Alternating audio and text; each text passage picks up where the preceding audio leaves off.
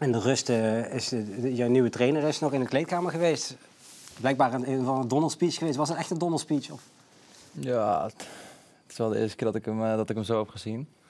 Maar het was ook wel nodig. Met rood doorlopen ogen? Wat moet ik me bij voorstellen? Nee, ja, hij gaf gewoon aan inderdaad dat in de duels... Het werd meer een duelwedstrijd. En de eerste helft, ja, dan zag je toch dat MVV vaker de duels wonnen. En ja, daar hamerde hij gewoon op. Ja, die jongetjes tegen de mannen was het een beetje. En, Zo, hij probeert je een beetje uit de tent te lokken. Ja, en ja, ik denk dat de tweede helft wat beter ging. Dus ja, uiteindelijk... ligt ook een gedeelte ook aan de wissel die hij doorvoert. Ja, Dus vergis je niet. Maar dan vind ik trouwens al de laatste 3 wedstrijden sinds hij er is, vind ik wel dat hij Dordrecht en PEC en gisteren ook weer echt een goede wissel doorvoert.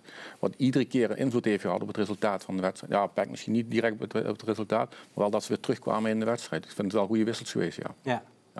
Ja, Postema en Van der Belt, wil je? Ja, maar dat was in deze wedstrijd. Maar Samuel Wijzer met Postma volgens mij ook tegen Dordrecht.